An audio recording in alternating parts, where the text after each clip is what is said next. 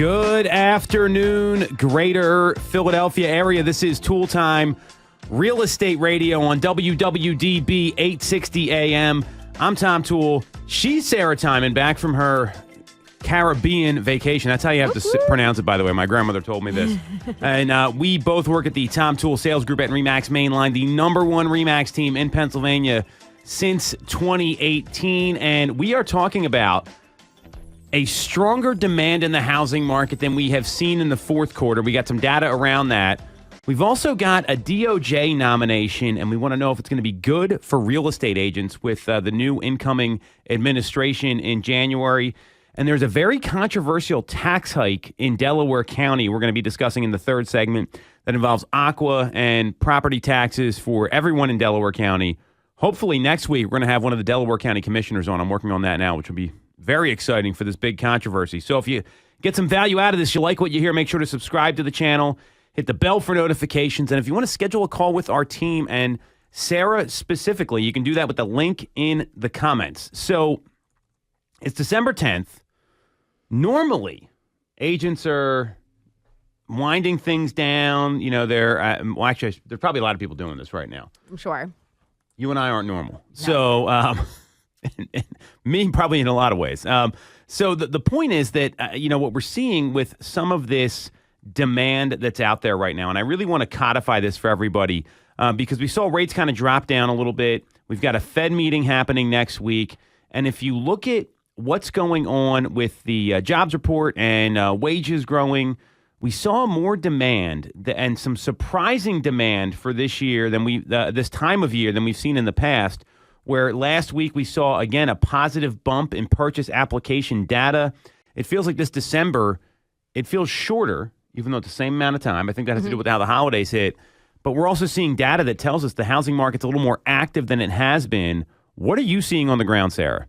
I'm absolutely seeing that on the ground. While I was away on vacation, I wrote 2 offers. Amazing. And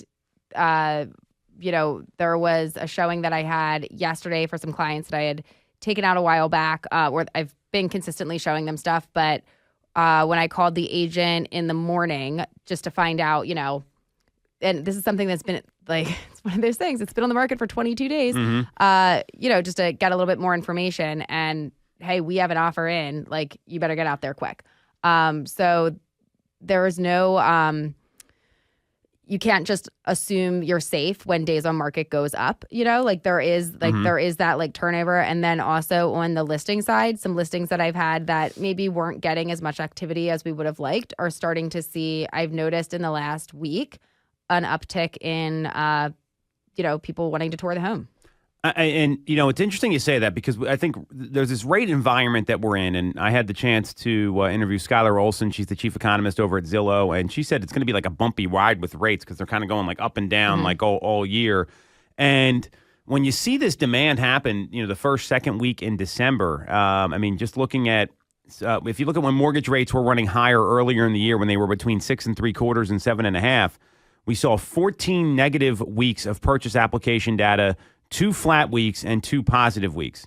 And what we're seeing right now, just over the past 8 weeks, are 5 positive weeks and 3 negative. And when we saw rates fall in June, we saw 12 positive weeks, 5 negative, 1 flat. So, the fact that you're seeing anything positive right now, to me, is a precursor to what 2025 is going to be like. Sure. Because people do feel a little more confident. Now, before we get into what all this means, I do want to talk about this jobs report. So, the jobs report came out on Friday, and we saw that the non-farm payrolls increased to 227,000 jobs, ahead of the 213,000 estimate. Unemployment came in as expected at 4.2%. We saw discouraged and part-time workers total 7.8% of the worker population, and worker pay was up 4%. That's 1/10 ahead of expectation. And what that likely means is we're going to see a rate cut next week. So, this is good, right? Because there was talk of, hey, we may not cut rates in December. So what do you think happens if rates come down a little bit come January 1st, January 15th, and we're maybe 6.5 to 6.75? What does your crystal ball tell you here, Sarah? I think already going into January, we're going to be seeing a lot of people that have been sitting on the sidelines kind of waiting for beginning of January to come. So we're going to be seeing them come back to the market, combined with, positive news of just the fact that, like, if there is a drop, that gets people's spirits up. It makes them excited. But ultimately, I think you're going to be competing against more people, and your monthly payment may be similar to if you got in at a little bit of a higher rate now, but a lower purchase price. Yeah, and I would argue that window's closing pretty quickly. Yeah. I mean, because I look at like listing appointments we're scheduling as an organization. Like that number has been pretty consistent these past couple weeks because we're getting the message out, hey, let's start planning. Let's start talking. Let's get your house ready. Like, let's start talking about these things that are going to happen. And when you look at some of these predictions that are out there, like Zillow and Realtor.com as an example, Zillow forecasts inventory is going to loosen, which will give buyer more options and better negotiating power. But there's also going to be, rates could stay the same. Prices are predicted to go up across the board with all the people that predict these things. So you may pay a higher price, like you said, even though if the rate's a little lower, it might be a wash. And then there's like terms, right? So what do you advise people? I mean, obviously you want to buy the right house, but what someone says this, like, I'm going to wait for more inventory. How are you handling that right now? Because this is something that comes up like all the time, especially in the month of December. Yeah, I mean, I think kind of bringing it back to what are their musts? What do they need? Like, and are there properties that maybe they've not gone and seen in person and have just kind of skipped over for whatever reason? If you can get in, I'm kind of thinking still right now we're seeing a lot of buyer activity out there. It's December 10th. My guess is by when we're on the radio show next week on the 17th, things are going to have cooled a little bit, right? We're going to start getting into that thing of like, oh no, I didn't buy any Christmas presents yet. Oh no, I didn't put up the tree yet. This is also me saying that right now. I've not bought any Christmas presents and I haven't put up a tree. But I mean, you better get on the horse here. You got a young daughter at home. I know. I feel bad. But she's got grandparents, right? So yes. I'm kidding. Oh yeah. Oh, I came home yesterday. My mom had like pulled out some Christmas decorations from the basement and like taken down some of the fall ones. And I was like, thank you. Can you do the rest? But I think then you're going to get for the 17th through like the 22nd, even the 23rd. If you're out as a buyer, I think that's going to be your window to be able to negotiate, to get like both pricing and get some of those inspections and stuff in. No, you're not settling in December, but what a great like relief and Christmas gift for the sellers to like know that their home is under contract and to not have to worry about that and just be able to like sit back and relax. So I think that's going to be your window where a lot of people kind of are taking off for a minute and where sellers still like they would love the peace of mind of having their property under contract, especially if it's one that's been sitting for even just like a few weeks. And there's a lot of mixed messaging around when to hit the market. And I encourage people to look at data, right? And there's data behind Sarah's recommendation here because there's some people like they're going into next week. They're just going to be, the kids are like almost out of school, but they're not quite. I know my kids are done on the 20th. So, and then they have actually 2 full weeks off, or not 2. I think they go back to second. I don't, shows what I know. It's in the shared calendar. I haven't even gotten that far yet. But there's Christmas is early this year. There's not like that elongated week that you would get like the end of November, beginning of December in Thanksgiving. So if you're a buyer, I would like don't take your foot off the gas right now. And if you're a good agent, you're talking to people about this stuff. If you're a seller, be a little patient, and you might want to just realize that you might need to take some time here to work through things, and that's really good advice. So as we head towards the end of the year, we're going to do our like predictions for next year, but I want to talk about some of the key takeaways that Zillow and Realtor.com have come up with. So, and what I'd love to do, Sarah, we didn't talk about this before the show. Right at the end of the year, we're probably not going to do a live show Christmas Eve. I've got way too much going on. Probably New Year's Eve, I don't know. We'll have to talk about that one. But at some point here, I want to list our predictions, like over-unders, and then we can bring them back the following year and see how we do. Okay. So Zillow is predicting home price increases of 2.6%. Realtors at 3.7%. Who do you think's closer to being accurate? Now, again, these are national numbers. Zillow's at 2.6, Realtor.com's at 3.7. Realtor. I tend to agree. I think Zillow's probably factoring in a lot of like Florida and Texas and these other places. In our market, I would say Realtor is probably low, and I would estimate 4 to 6%. I mean, we saw close to 8% this year. Mm-hmm. All right. Here, inventory. Realtor.com predicts 11.7% growth in inventory, and Zillow forecasts that we're going to see loosened inventory. They didn't really give us a number. What do you think about 11.7 from Realtor.com? Too high, too low, a push? I think that they're maybe reaching a little bit high. I tend to agree, especially in our market. And maybe better yet, let's take the national numbers and give our prediction for what's happening locally. So we're low on pricing, high on inventory growth, mortgage rates 6.3% average according to Realtor.com. What do you think about that? Wait, like that's what the average for the year is going to be? Yeah. That's where they're going to end at? Yeah. I think that's a little bit low. I tend to agree also. Their year-end figure is 6.2. I mean, if we're at 6.2 this time next year, I'm pretty excited about that. I would imagine rates are going to be like 6.5, best case scenario. Mortgage affordability will improve slightly. Home sales will rise slightly. Zillow is forecasting 4.3 million sales in 2025. And Realtor.com is forecasting 4.07 million in 2025, only up 1.5% from the projected sales in 2024. Who do you think's closer? I don't know. When we talk like numbers that big and nationally, it kind of goes over my head because I feel like I think more about what's happening here. But can you repeat them? All right. So right now we're projected to see about 4.01 million sales, 4 million sales, right? Like it's going to be a pretty flat number.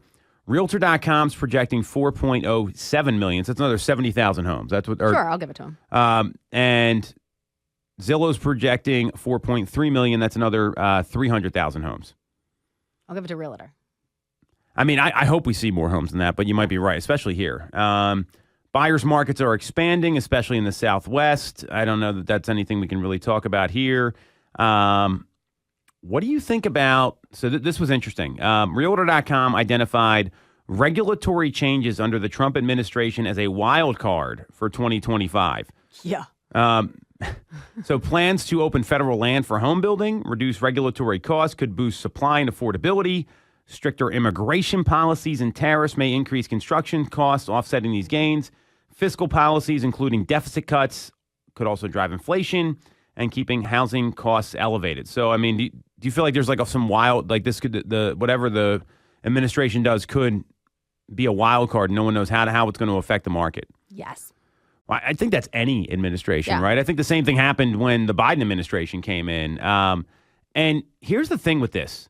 This isn't going to happen like overnight. Like you're talking about developing federal lands. Like that may happen at like the end of his term, right? Right. You talk about regulatory costs or eliminating some red tape. That's got to happen at the local level. I think it's going to take a while for that to happen as well. I think the one thing that could be the quickest to make a change would be if immigration things change, and then absolutely construction costs are going to go up.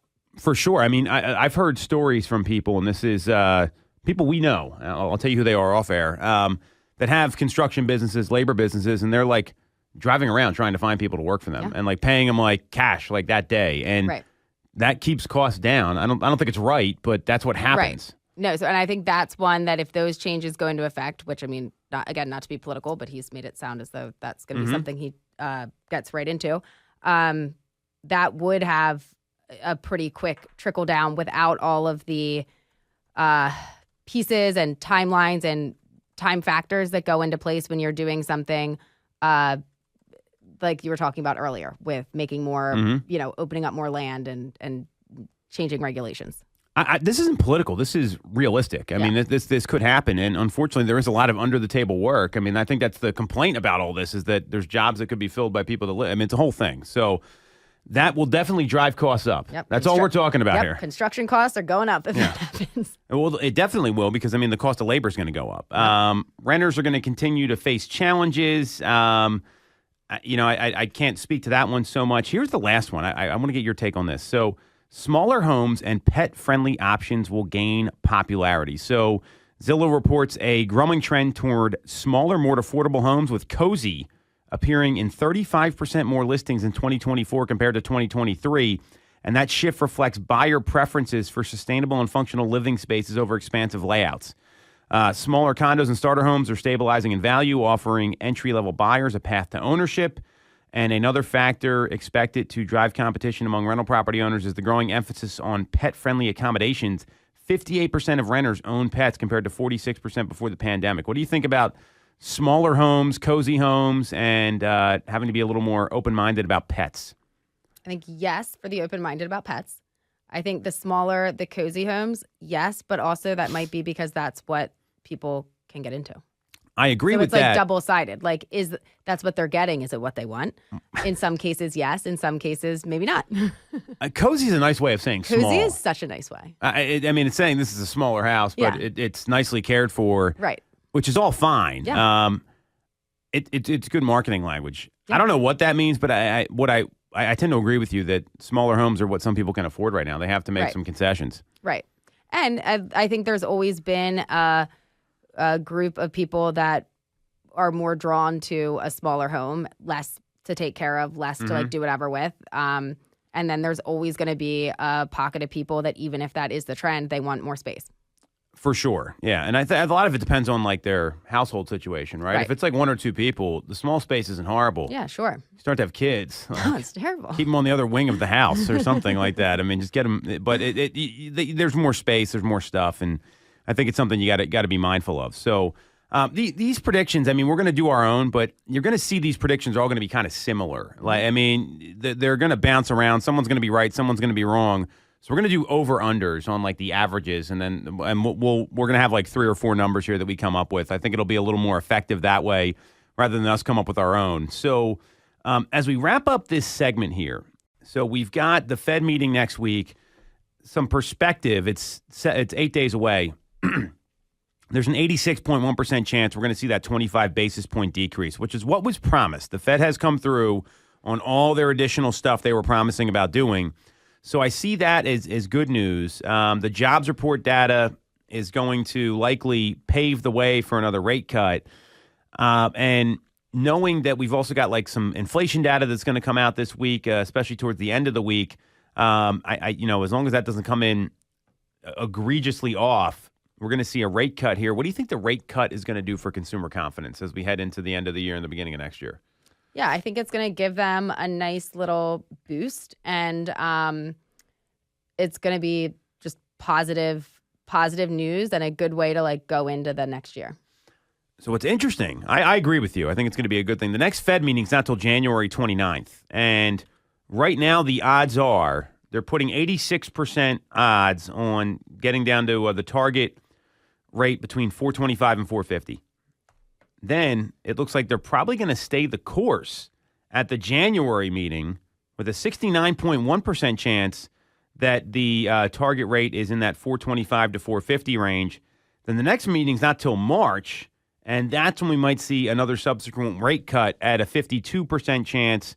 We'll see rates fall into the target of 400 to 425. So it's going to be very interesting here as we head into the new year, see what the Fed's going to continue to do, because it looks like they're going to hold in January based on these odds right now, maybe do something in March, and then the next meeting's not till May 7th. That's way too far out to predict. Oh, they're going to be making revisions on revisions. Yeah, but I just want to I'm looking at the next two, because I think the data is going to be a little better there. So if we see some more cuts, I would imagine we're going to see rates come down a little quicker, although I still don't see them getting much lower than 6% next year.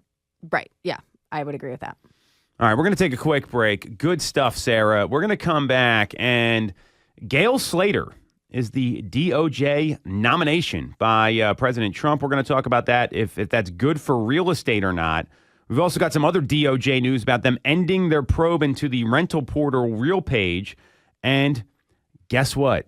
What? New York Times author, journalist Deborah Kamen has another NAR exposure story, this time about political PACs. We'll break it all down next on Tool Time Real Estate Radio on WWDB 860 AM. When you're getting a mortgage, you shouldn't have to sacrifice great service just to get a great rate. At Mortgage America, we've been lending with this philosophy for over 35 years. We have access to great low rates without the complications and delays of big or online banks. We're a local Pennsylvania lender with loan officers that you can actually meet. As PHFA's #1 lender, we specialize in all residential mortgage programs, including first-time buyer programs and low down payment options. For your free pre-approval, call us at 610-439-8000 or apply online at mymortgageamerica.com. Mortgage America is an equal housing lender, NMLS 1285001. For the best local mortgage service and great rates on your money, look no further than Mortgage America. We've been operating in the greater Philadelphia area for 40 years with a focus on smooth, easy access to home purchasing. Whether you're a first-time buyer, upsizing or downsizing, or just refinancing, we have programs for you. We also have closing cost assistance programs and access to subsidized interest rates. Pre-approval is free, no costs or commitments. To learn more, visit our website at mymortgageamerica.com or give us a call at 610-439-8000. We always have a person available to take your call with around-the-clock human service. Purchase your home with the personalized local service you find at Mortgage America. Mortgage America is an equal housing lender, NMLS 128501. The Tom Toole Sales Group is the #1 RE/MAX team in Pennsylvania with over $165 million in volume for 2021. I'm Tom Toole, and our team has achieved that kind of success by being a great place to work with and to work for. No one knows Greater Philly better than we do. We know real estate, but more importantly, we're real people. We hire the best agents, and we give them all the tools to succeed. Even our brand new agents sell 17 to 24 homes a year because our team delivers the best experience in real estate. Teams deliver a better experience than individuals, and we're a top 1% real estate team in the country. We call it AAA service. We're your advocate, ally, and advisor. Because this isn't a transaction to us, it's a relationship. If you're buying or selling a home, call the Tom Toole Sales Group at RE/MAX main line at 610-692-6976 or visit tomtoole.com. That's Tom, Toole with an E.com. Sell your home for more, and remember the real estate golden rule. You always get more when you work with Tom Toole. Have you considered a career in real estate? Do you want control over your income? Whether you have a license or not, call us today at 610-692-6976 or visit tomtoole.com. Join our team, the Tom Toole Sales Group at RE/MAX main line. Welcome back to Toole Time Real Estate Radio on WWDB 860 AM. I'm Tom Toole. She's Sarah Tymon. We both work at the Tom Toole Sales Group at RE/MAX main line, the #1 RE/MAX team in Pennsylvania since 2018. And we are talking about more NAR news. Gail Slater is the DOJ nomination for the Trump administration. We're going to talk about if that is good for housing or not.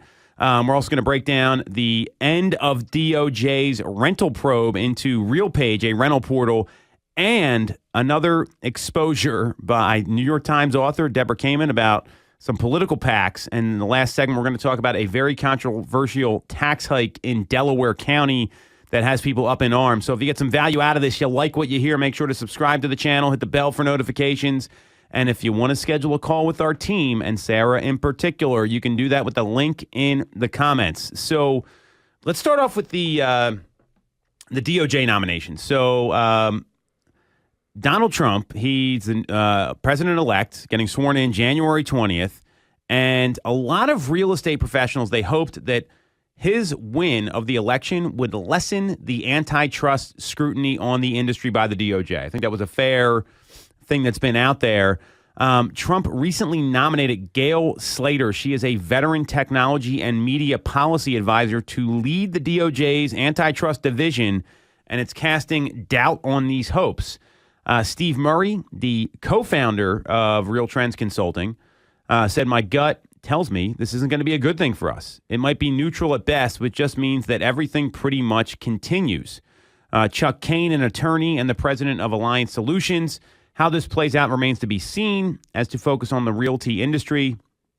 But those who believe there be more of a laissez-faire philosophy at antitrust were certainly surprised by Ms. Slater's nomination. So some background on her. Slater served as a policy advisor to VP President-elect J.D. Vance, and she was also a technology policy advisor at the National Economic Council.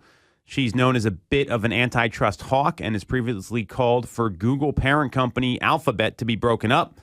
And just like VP-elect Vance. She has praised the FTC, the Federal Trade Commission Chair Lena Khan, for her work on going after big tech under the Biden administration. So what do you think about this appointment here? What does that mean for real estate, Sarah?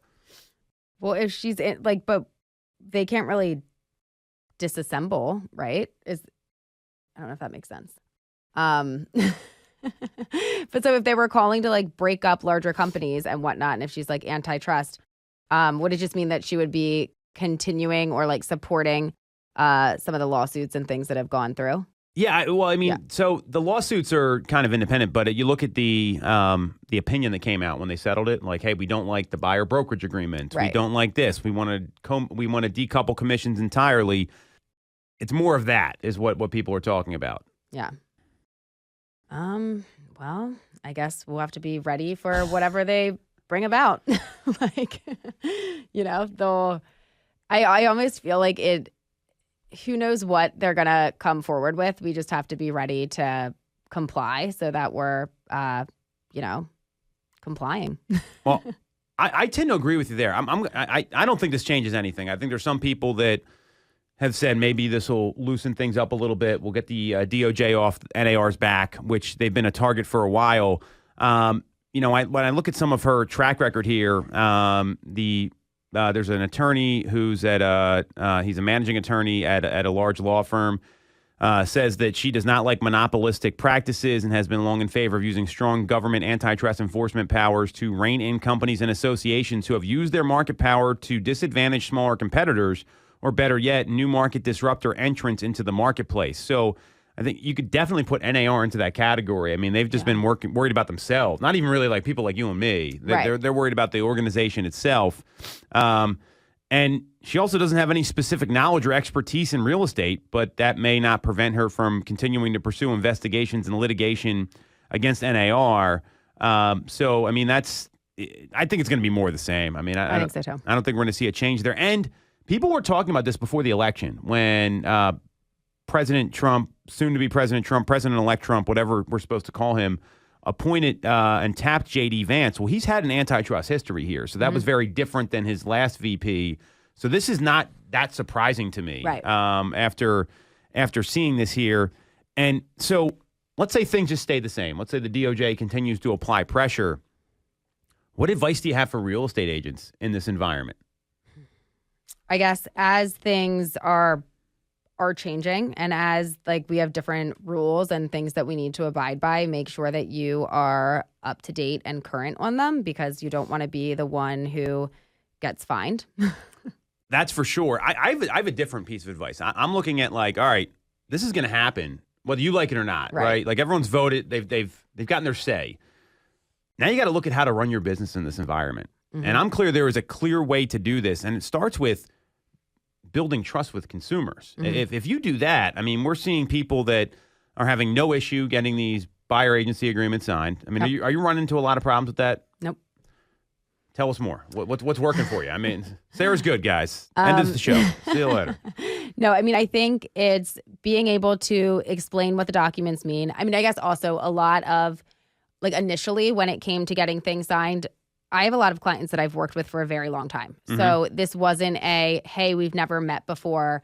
You need to be signing a contract. It was almost a no-brainer of yes, of course we'll sign that. Mm-hmm.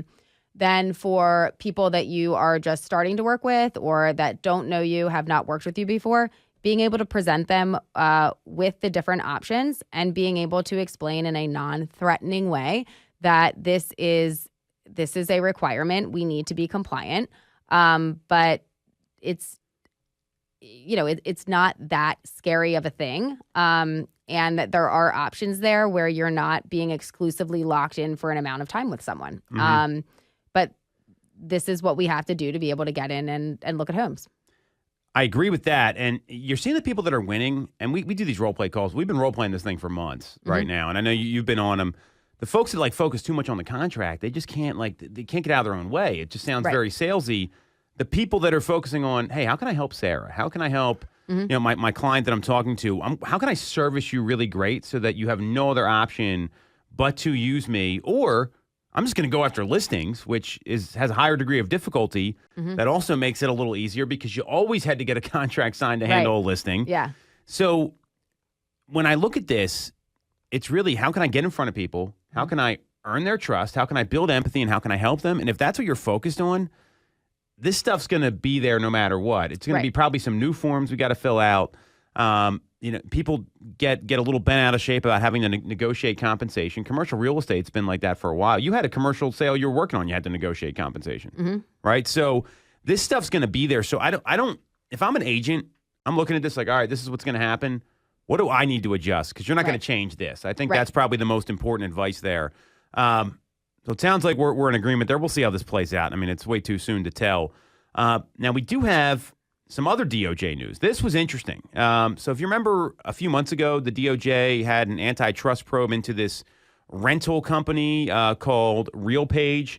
And it was in August. 8 states and the DOJ filed a civil suit alleging the company's pricing algorithm doesn't only help landlords figure out what to charge, it distorts competition to the detriment of renters, which I didn't really understand. Yeah. Well, apparently, the investigation's over. Funny how that works. What do you think about this? The DOJ backing off something. Wow. Now, the civil litigation is continuing. The DOJ investigation's done, just to be very clear. Wait, and I remember talking about this before. They basically said there was price fixing going on Yeah. because everyone was sharing rental data, which that's a tough one. I don't know. Isn't that just being more transparent? I don't think it's any different than sharing home price data. That may be why the DOJ is backing off. Yeah. Interesting. Huh. So I mean, there you go. Well, with this, I mean, I think you're going to see more antitrust stuff. I mean, we're going to see more and more of it.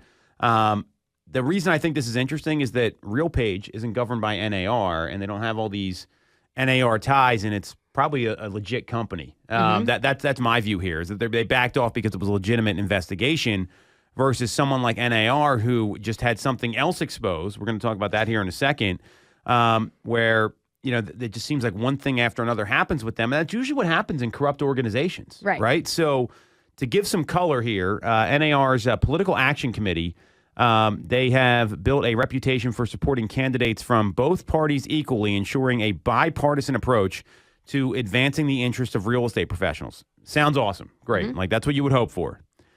Deborah Kamen, the New York Times journalist, she questioned that claim of neutrality and shed some light on spending habits after this is after her November report about the 6-figure perks for volunteer leaders.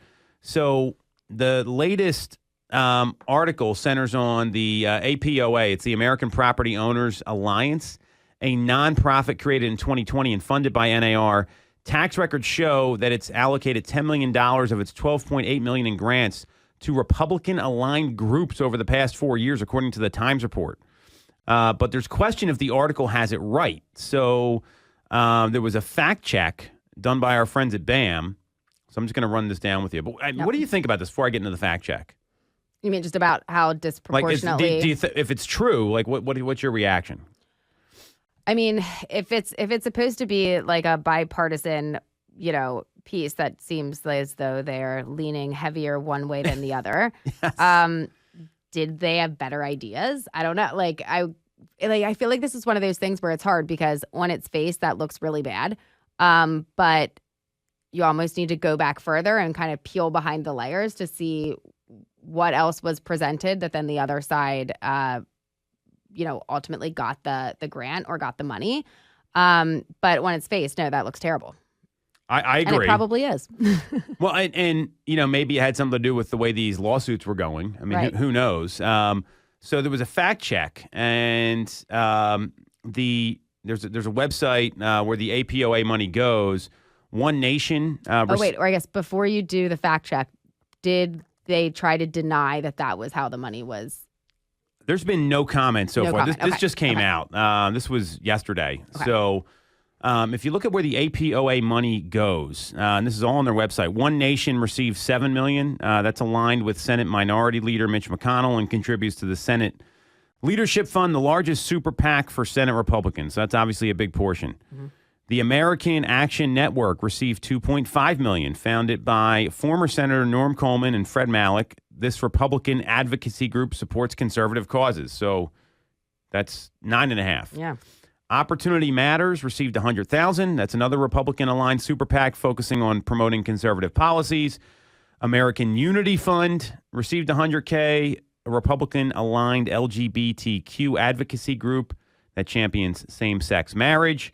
The House Majority Fund got $3 million. This organization is a key contributor in the Democratic House Majority PAC, a leading super PAC for, well, and that's a big portion there. I mean, it's not like it's $3 million bucks. National Black Empowerment Council received $40,000, nonpartisan group to close the wealth gap between Black Americans and other groups. The Douglas Leadership Institute received an unspecified amount, and that focuses on Black community and campaigns to reduce abortions within the demographic. It's a Christian group. There was a response from NAR. I was wrong. APOA has issues-based grant-making processes to organizations on both sides of the aisle. Cherry-picking data can only tell one story, but a holistic review of the APOA giving reveals that its giving is split and changes from year to year based on current policies. For example, in 2023, more than 70% of APOA grant disbursements were made to left-leaning organizations. That was just last year. So, I mean, that's actually pretty close to the same breakdown. APOA also does much more by way of advocacy than grants alone. So, and who is the one that determines who gets what and how much? And are there other organizations that would have applied for it that didn't get it? That I don't know. So they said that they told the New York Times that they acted in a manner consistent with that section of the 501c4 advocacy organization. And you know, there was Monday evening, there was a fact check statement, and the spokesperson said both NAR and APOA are nonpartisan organizations, and our expenditures across the political spectrum reflect the industry's support for organizations and policymakers who champion policies that are important to consumers and real estate practitioners. In addition to groups like One Nation and the American Action Network, NAR works with groups like National Fair Housing Alliance, Mobility Works, National Housing Conference, Up for Growth Action. There's a couple others here. Realtors, Political Action Committee. Political giving is split evenly between Republicans and Democrats. Those expenditures are searchable at fec.gov. So it looks like they really push back on this. I mean, it does sound like the data got cherry picked. If 70% in 2023 went to one side, and you know we're seeing the same thing like here. If it kind of does, you know, I don't know what word I'm looking for, but like move around, oscillate. Is that what Changes. I'm looking for? Yeah, fluctuates. Yeah, year to year here, and there are some years where it falls on one side, and other years where it falls on the other side. And that's the way it's consistently been over the course of like quite a few years, then that does paint a little bit of a different picture than just snapping one piece. This might be one that needs a little more research. I mean, we've been pretty tough on NAR on this show for good reason. And, you know, if that's really what's going on and they can break it down that way, I think that actually is fair. And they have the data to support it. I mean, these PACs, I mean, you can't just like spend your money however you want. It's all very, very public knowledge there. So, you know, and like, I mean, there's a lot of accusations in here. I don't know how much further we want to go with this. I mean, it's one of those things where everyone's watching NAR right now. So whether they're doing something right or wrong or not, people are going to be scrutinizing their decision making. Yeah, which might be good. Well, it is good for sure. So I mean, you know, DOJ is probably going to be the same. If I'm an agent right now, I'm focusing on what I can control. I think that's a really good way to look at this. I mean, if you're part of NAR right now, you just got to be very mindful that everyone is watching you. I don't know what else to say. Yeah. All right, we're going to take a quick break. We're going to come back and talk about this controversial tax hike in Delaware County and just talk about like the impact that it has next on Tool Time Real Estate Radio on WWDB 860 AM.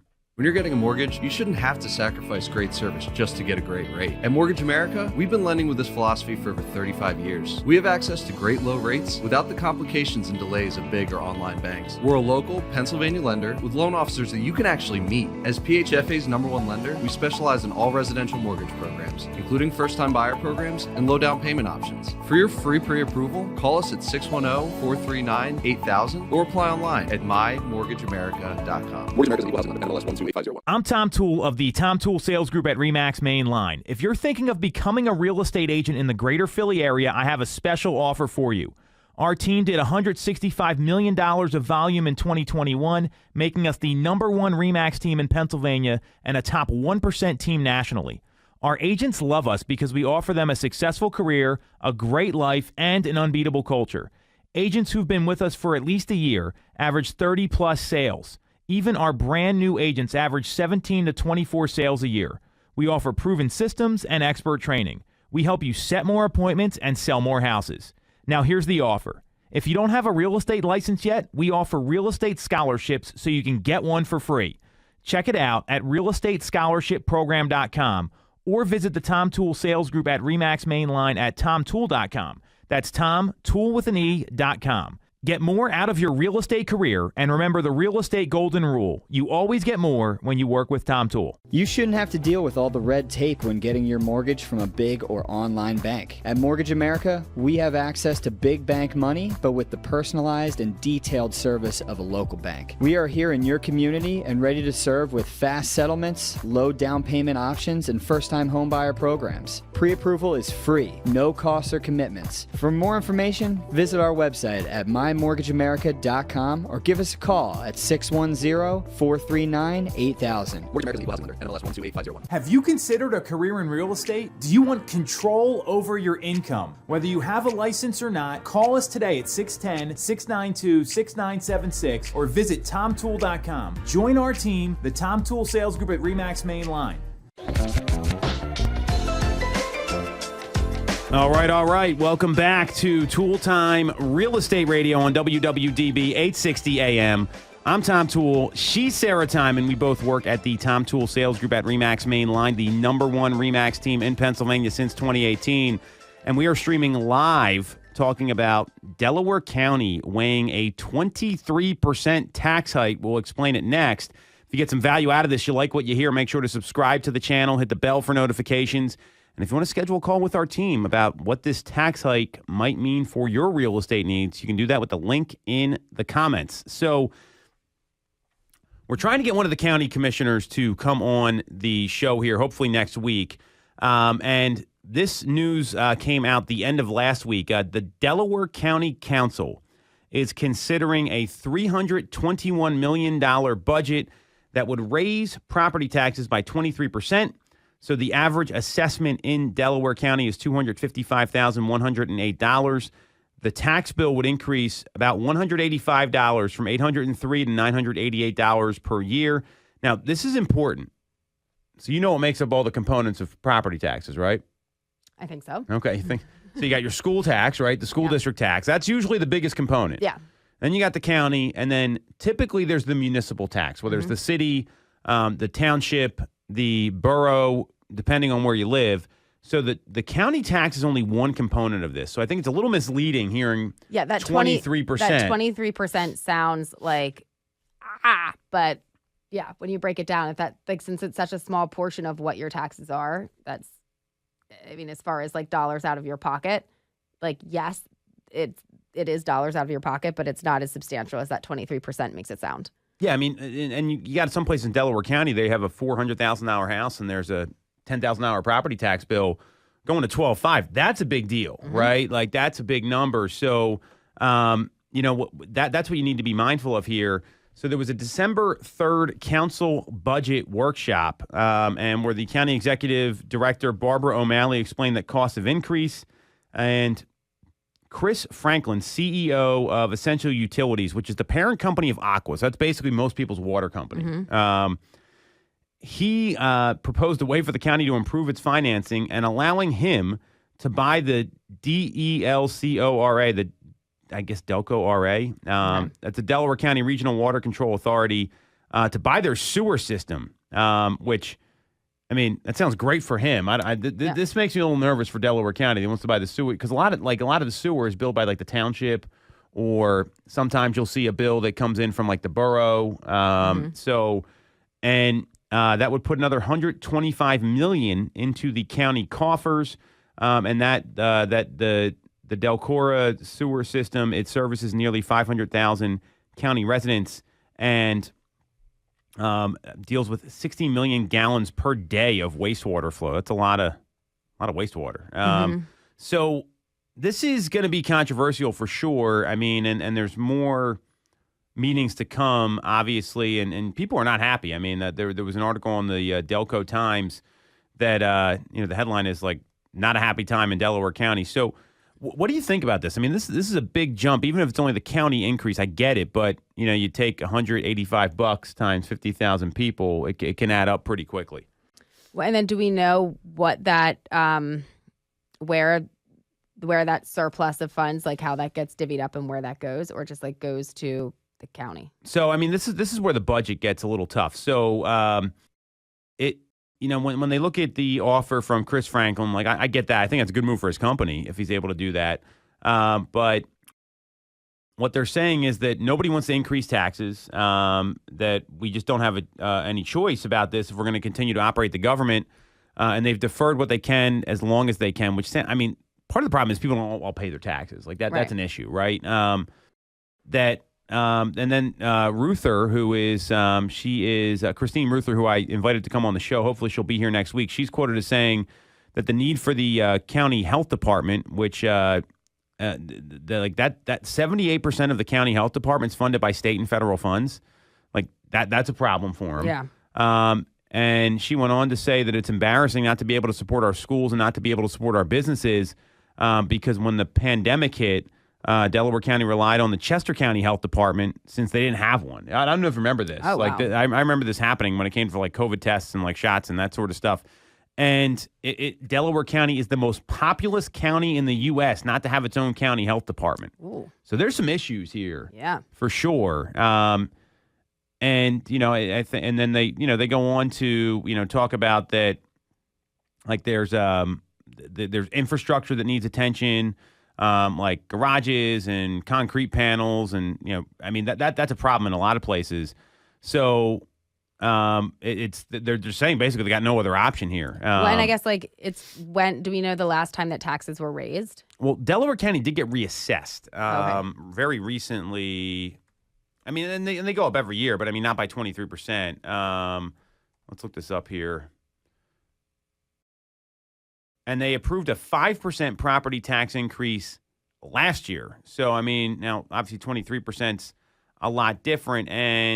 But 5% tax increase for like the same. For 23 to 24.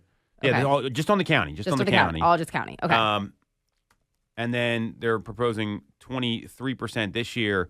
And so I mean there was that Delaware County reassessment project that happened back in like 2019 to 2020, if you remember, and the Suburban Realtors Alliance put this together where they went through and they reassessed all 200,000 residential and commercial properties within its borders, and it was basically that the assessment was supposed to come in at 56.5% of the market value was the idea. So, and that's on par with Chester County and Montgomery County, which their common level ratio and assessment is supposed to come in at 49.3% of property values. So it's right in there. So Delaware County taxes have gone up a couple times. And then you got people saying, I don't know if this is too high or too low. It just the problem. I mean, you don't have a health department. I mean, you're the largest county in the U.S. without a health department. That's an issue. So I don't know if they have a lot of other options here. Right. But then was there a time frame there where they were delivered, like, I guess residents of the county got letters and they were able to go in and I guess like talk about it prior to this is all going on now. Yeah. So I mean there's let's see here. So the Aqua thing is interesting because they made the same offer 5 years ago.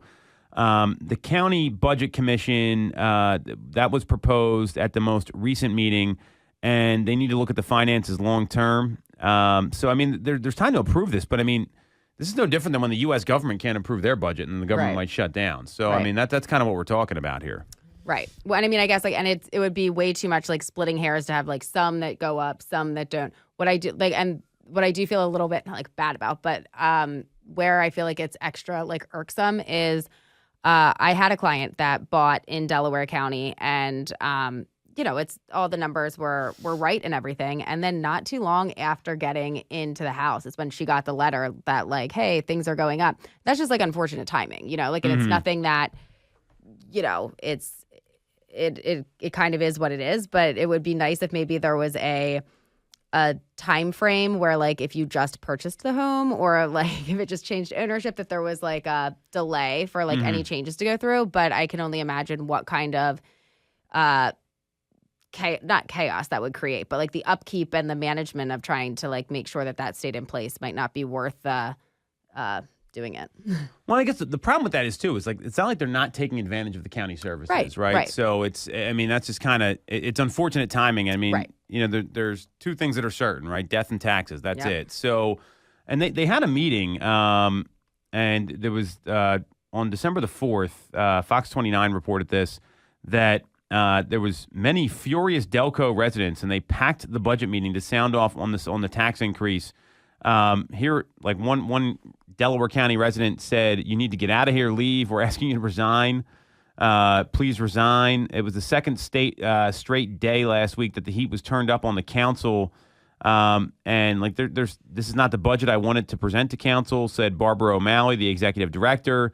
Another resident said, "How can I expect to start a family, buy a home, or invest in the community if the cost of living continues to spiral out of control?"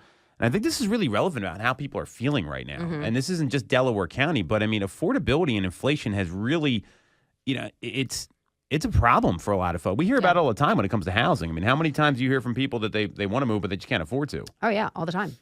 So I mean, and it's a lot of people. And they also didn't have 12 years. They had 12 years without tax increases, and they had deficits. So I mean, this is unfortunately the county's got to run. Like, and I'm not trying to be lack empathy here for sure. But I mean, you're talking about $185 a year, right? Which and I mean, if there was, if it was that long between, things happening there, like exactly, like particularly like if you're going to be taking advantage of the services that are provided, you have to be able to contribute to keep, or there will be no services. Yeah, I mean, like, who's going to take out the trash? Like, I mean, this is stuff that happens all the time. So, one of the solutions that that was brought to council was to, again, they want to sell off the wastewater system, and it would avoid the tax increase. But I think that deal is probably a little more. It's not. It can't be as simple as like just sell us the sewer system and we're good to go. Right. Yeah. I hope they read through that a little more. I mean, that's like one of those things where it's like they do that deal and it's like a bad deal. There's got to be a lot to work through there. I can't imagine it's that straightforward. So then the same company is controlling both like the water and the sewer. Mm-hmm. So some of the objections about that were that when it came to this selling off of the Delcora sewer system, they said that the asset purchase agreement was signed between Aqua for $276.5 million in 2019, but Delaware County intervened in the matter over the trust hadn't been set up to mitigate the impact to ratepayers, and there's a lawsuit that's temporarily suspended due to Chester's bankruptcy filing. So like this is not like some clean deal to just solve all the problems. And one person actually said, "I know this is one-time money if you think about it that way, but I think we should exhaust all forms of one-time money before implementing a long-term, forever tax increase for all the residents." It's a tough argument here. I mean, it's because it's like you can't just make these deals to like keep floating along, because then you get by the skin of your teeth. And what's going to happen again? Like, there's got to be some sort of long-term You're like always here. On the edge of everything crumbling. Mm-hmm. So this is going to be interesting. So I'd love to have Councilwoman Reuter on. That'd be a great get for the show, and also would, I think, shed some light on this because she's actually like dealing with this on a regular basis. For sure. And if you've got questions about this, you're a Delaware County resident, like drop them in the comments on YouTube here. Reach out to us directly, because this is stuff you need to be aware of, because the 185 is the average. There are some places like Radnor Township has much higher taxes than other parts of the county. Mm-hmm. Drexel Hill, Upper Darby, like they have very high taxes in some of those places. So while the average may be there, your numbers might be affected a lot differently. Right, for sure.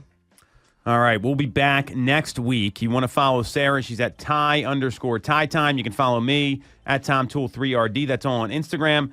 And we will be back next week on Tool Time Real Estate Radio on WWDB 860 AM.